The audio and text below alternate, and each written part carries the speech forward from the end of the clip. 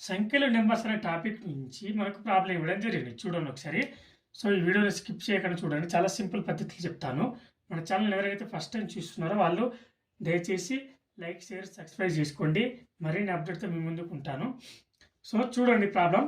4832 into 18 11 చే విభాజ్యం అంటే ఏంటి? మనకు డివిజన్ అయ్యే స్టార్ యొక్క కనిష్ట విలువ కనుక్కోండి అన్నాడు. సో, 11 చేత భాగించబడే ఎక్స్, ఈ స్టార్ అంటే ఎక్స్ అనుకుందాం మనం. స్టార్ అంటే ఎక్స్ విలువ అది 11 చేత భాగించబడేటట్టు ఉండాలి. చూడండి ఒకసారి.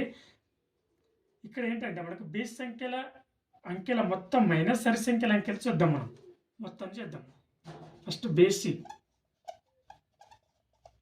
సంఖ్యల మొత్తం మైనస్ సరి సంఖ్యల మొత్తం చేద్దాం. సరి సంఖ్యల మొత్తం.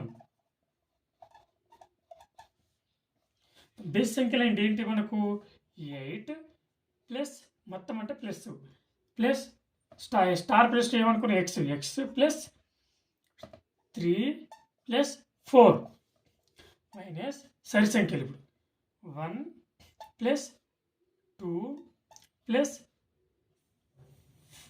1 ప్లస్ 2 ప్లస్ 8 ఇవి సరి సంఖ్యల మొత్తం, బేస్ సంఖ్యల మొత్తం, సరి సంఖ్యల మొత్తం. సో చూడండి, 8 ప్లస్ 3 ఎంత మనకు 11 ప్లస్ 4 ఎంత 15.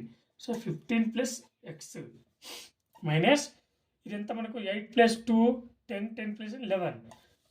సో ఈ 15 మైనస్ 11 ఎంత మనకు 4 ప్లస్ ఎక్స్ కదా. ఇది మొత్తం టోటల్ సింప్లిఫై చేస్తే సో ఇక్కడ ఏం అడిగింది మన క్వశ్చన్లో? 11 అన్నాడు.